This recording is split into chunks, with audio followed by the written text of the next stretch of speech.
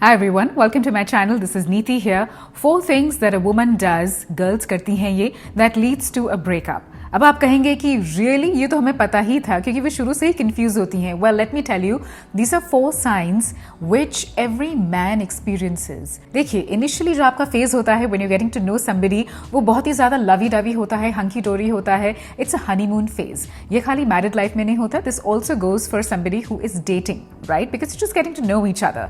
लेकिन जितना आप किसी को बहुत गहराई से, बहुत क्लोजली जानते हैं, पहचानना शुरू करते हैं, what tends to happen is आप उनमें उतनी ही गलतियां निकालते हैं. हम जैसे कहते हैं ना अपने पेरेंट्स के लिए, we take them for granted. Maximum जो हमारी फाइट होती है वो मे बी हमारी मदर से होती है because we take her for granted कि वो तो है ही and we know her so well. Exactly the same way. ये मैं कंपैरिजन नहीं कर रही हूँ, I am just giving you an example. जब आती है बात आपकी रिलेशनशिप की, over criticism is the first point जहाँ पे women and girls what they tend to do, जहाँ पे हम ये अपनी बाउंड्री ड्रॉ नहीं कर पाते हैं कि हम किसी के बारे में क्या, अपने पार्टनर के बारे में हम उनको कितना ओवर क्रिटिसाइज कर रहे हैं, उनकी कितनी बुराइयां कर रहे हैं, चाहे वो उनके सामने हो, उनकी लुक्स निकाल रहे हैं. हो सकता है कि आपका जो पार्टनर है वो मे बी आपकी हेल्प करने के लिए कुछ कर रहा हो, बट हम क्या करते हैं, हम नॉर्मली उन्हीं को सुना देते हैं कि व्हाट आर यू डूइंग, ये तो मैंने कहा भी नहीं था. आई मीन वो इन गुड फेथ, वो अपनी तरफ से if he is trying to do something really nice, as women what we tend to do, हम उसे बिल्कुल टर्न अराउंड कर देते हैं कि तुमने तो बात ही नहीं समझी है, मेरे को तो ये रिक्वायर्ड ही नहीं था. And that is where everything comes down to, it boils down to over criticism, जहाँ पे हम हद से ज़्यादा अपने पार्टनर की बुराई करते हैं, चाहे वो फैमिली के सामने हो, फ्रेंड्स के सामने हम उनके कांस्टेंट क्रिटिसिज्म या उनकी वीकनेसेस को पोर्ट्रे करते हैं, वीकनेसेस को ज़्यादा दिखाते हैं. Instead of supporting your partner, हम क्या करते हैं, हम इतनी उनकी बुराइयाँ करते हैं कि समवेयर वो जो पार्टनर है ना सामने वाला, वो भी ये सोचने लगता है कि I think there is something more to the relationship. मतलब मैं एक किसी जने के साथ कैसे हूँ जो मेरे में कोई भी अच्छाई नहीं ढूंढता है. And that is where the first point comes in of over criticism. Point number 2 है कंटेम्प्ट या रिजेंटमेंट. अब इसका अगर आप गूगल पे या डिक्शनरी में मीनिंग देखेंगे तो इसका मतलब होता है कि आप जब किसी को झेल नहीं पाते हैं, you really start hating somebody and you start making fun of that person. उसका आप मजाक उड़ाते हैं दूसरों के सामने, और ये अननोइंगली हम बहुत बारी करते हैं अपने पार्टनर के साथ. जब ये एक इसकी जो इंटेंसिटी है अगर ये बढ़ने लगती है, दैट इज द टाइम आपको ये लगने लगता है कि शायद this is going to lead to a breakup. देखिए 4 ऐसे पॉइंट्स हैं जो नॉर्मली आप शायद डे टू डे लाइफ में नोटिस ना करें और बहुत टाइम से you have been experiencing this अपने पार्टनर के साथ, लेकिन ये 4 ऐसे स्ट्रॉन्ग पॉइंट्स हैं जो प्रिडिक्ट करते हैं कि शायद ब्रेकअप हो सकता है.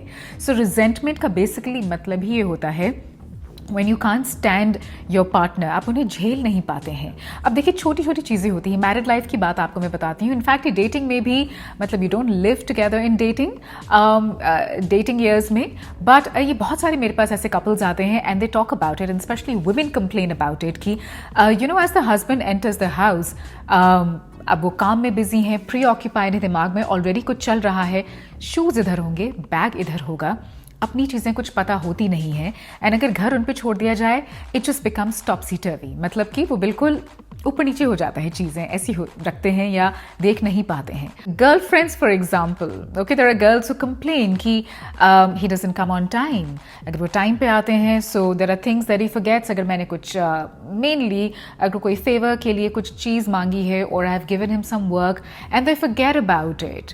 सो इन द लॉन्ग रन होता क्या है कि हम इन्हीं चीज़ों को इतना बिल्डअप कर देते हैं अपने दिमाग में कि ये रिजेंटमेंट के तौर पर हमारी बिहेवियरल ट्रेट्स में, हमारे डे टू डे नेचर में, उसमें ये झलकने लगता है.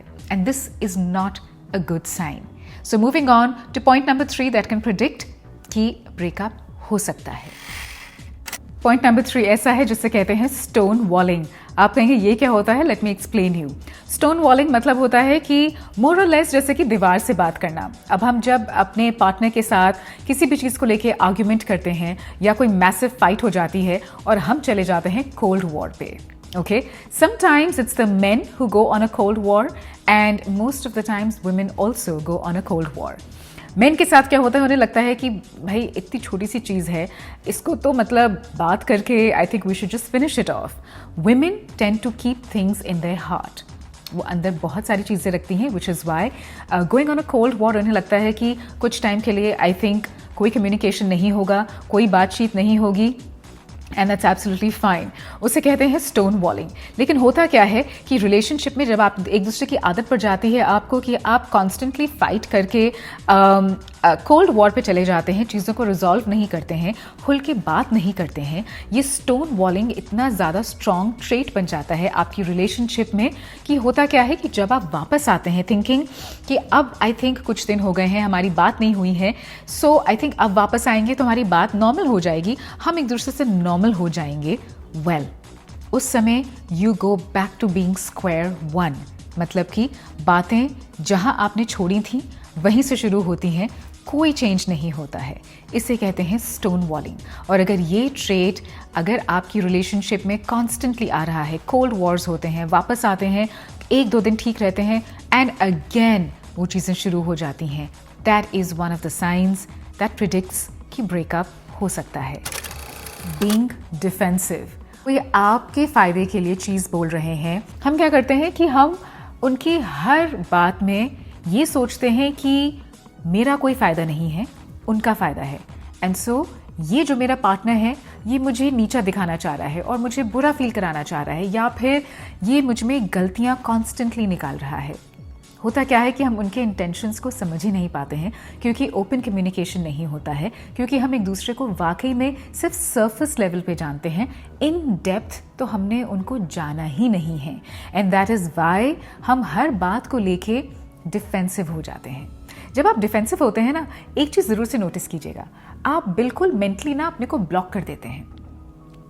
सामने वाले की कोई भी बात होगी उसको आप बिल्कुल ध्यान नहीं देंगे.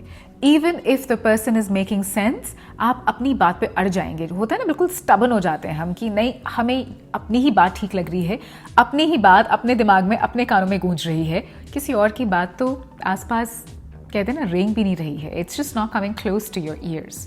And that is why being constantly defensive in your relationship is the last sign that leads to a breakup. So ये 4 पॉइंट्स हैं. Give it a thought. सोचिएगा इनके बारे में.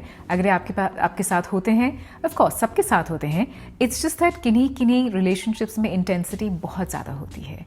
So give it a thought and I'll be back with some more interesting videos right here. Do subscribe to my channel. Click on that bell button every time you get a notification मेरे नए video के लिए. And I'll be back soon. Ta-da!